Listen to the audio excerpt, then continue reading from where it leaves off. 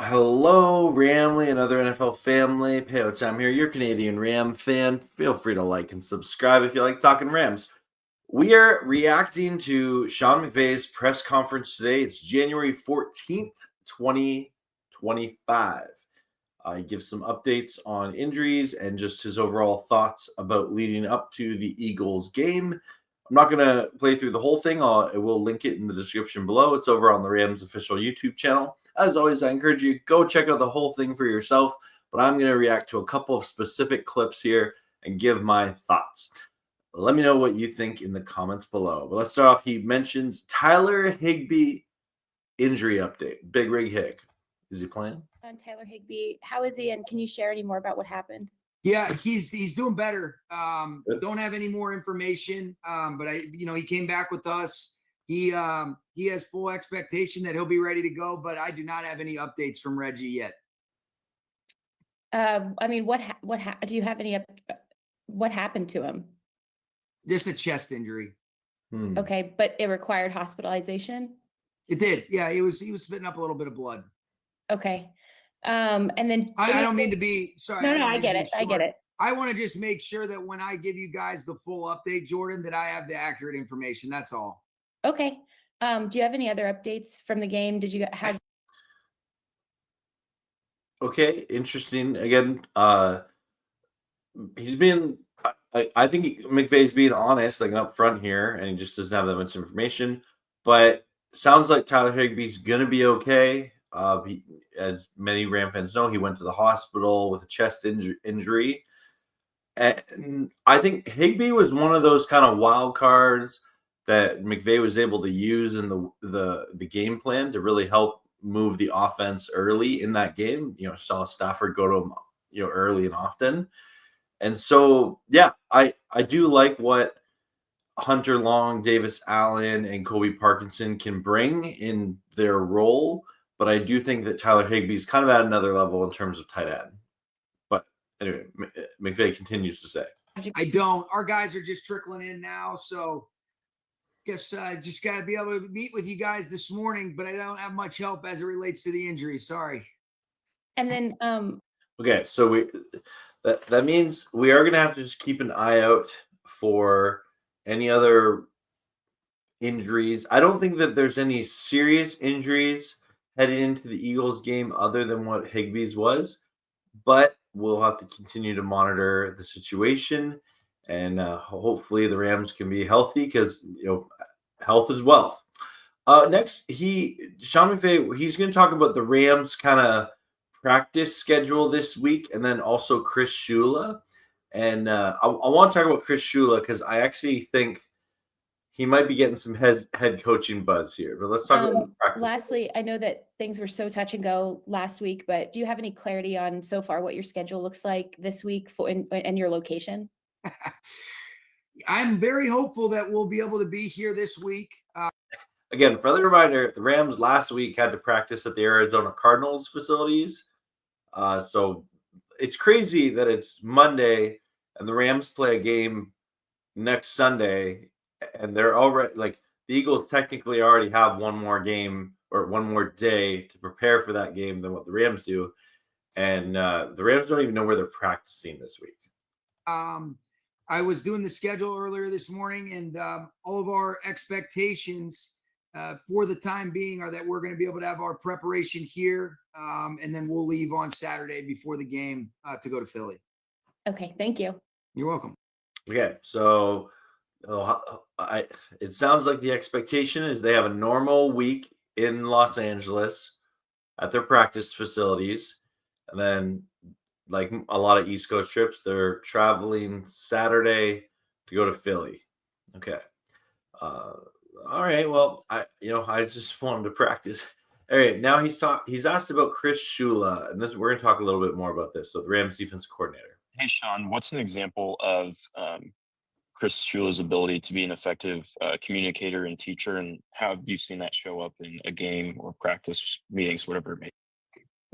Well, I think it's just the consistent authenticity that he has, the way that he can connect with guys. I think he's got incredibly high emotional intelligence too. He works really hard at his craft, and then he works really it's really natural for him to connect with guys. And I think the most important things that you want to be able to check off as a coach. All right, number one, do the players know you care about them as people and you're really invested in them? And then number two, is the information that you're able to give them helpful for you to be able to perform at your highest capacity and capability on the football field? And I think he's checking both of those boxes. But he's as sincere and as authentic of a guy as you'll come across. He's so steady and consistent too. I think that breeds a trust. And it's not one moment in particular. I think it's just the consistency at which he handles himself in all situations. And then you see him get all jacked up when one of those blitzes that those guys drew up ends up hitting. And thought he did an excellent job with our defensive coaches of putting together a great plan yesterday. Appreciate it. Thank you. Okay, it's official, folks. Chris Shula is getting a head coaching job. I don't know if it's this year, but if not this year, next year. Sean McVay is, and I don't say that just from that comment. This isn't the first time that Sean McVay has spoken highly about defensive coordinator Chris Shula. But the last name Shula, it. Every Dolphins fan in the world remembers Don Shula and what he did with the Dolphins. I actually have a good friend who is a Dolphins fan who he flat out told me that he wants Chris Shula as the Dolphins' next head coach. And so I don't know if he goes to the Dolphins. I don't know if he gets a head coaching job this year. But Chris Shula might be a one and done defensive coordinator for the Rams for all the right reasons. Again, this latter part of the season, he's done so many good things with this Rams, defense. And just on top of that, you listen to him in his press conference, he sounds like someone who is ready to get an opportunity to be a head coach in the NFL. And with Mike Vrabel off the market going to the Patriots, Ben Johnson, I guess, is still the top candidate, the Lions offensive coordinator, but it wouldn't shock me if Chris Shula is hired away just because of the great job he's done this year. So that's annoying because, brain drain is a real thing in the NFL. And I really like what Chris Shula has done this year. And I hope we get him for at least one more season. That's the hope. Maybe we can hang on to him, but we'll see moving forward. One last thing I want to react to here is Sean McVay talks about Saquon Barkley. He talks about the Philly game in general, but he talks specifically about Saquon Barkley. And remember, Saquon Barkley, he destroyed the Rams the first time they faced him. So let's hear what McVay's thoughts on Saquon Barkley are and react. In that first game, was that just tremendous individual effort, or did you guys have breakdowns? I mean, when you look at that, what was the? Well, I think first and foremost, you got to give them credit. I mean, they did an excellent job. And then there were some things where we certainly could have put our guys in some better spots. And then there were some things where we misfit some runs. And then, the last one that he broke out, we were in a zero blitz and he broke through the line of scrimmage and there's no one left and he's got the speed to finish. That's the thing that makes Saquon so special. He's patient.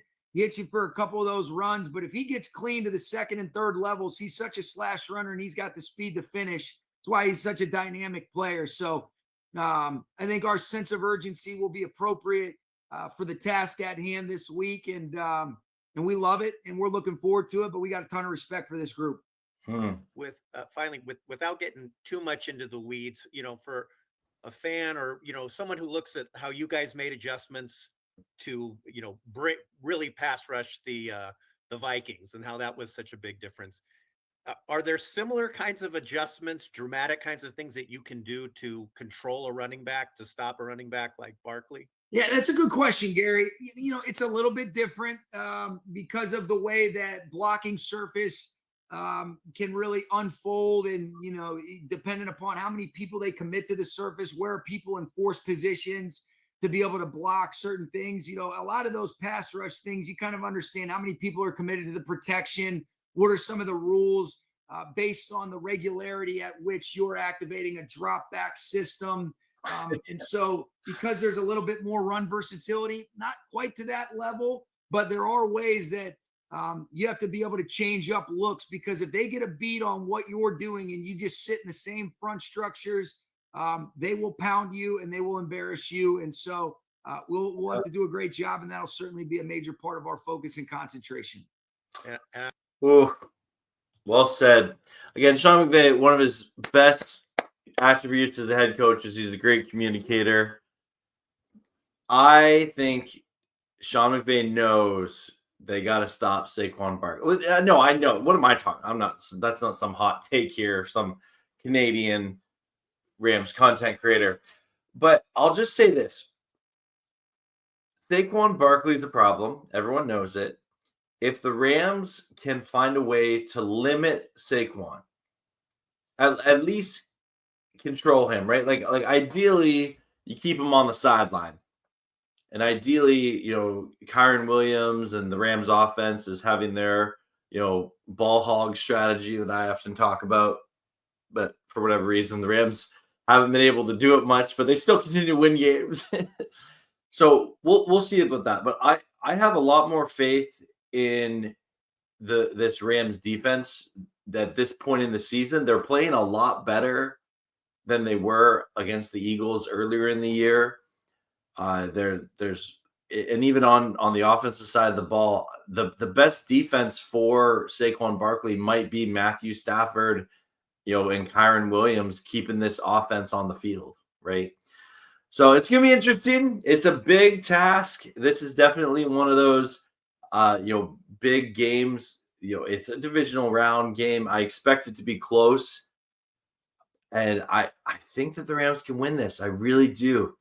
Anyway, I hope you enjoyed listening to me react to Sean McVay, and I'll be hosting a watch party for the Rams-Eagles game on Sunday. Feel free to come check it out. And feel free to like and subscribe, all that good stuff. As always, go Rams, horns up, and peace out. Let's go Rams. Woo! Thank you very much.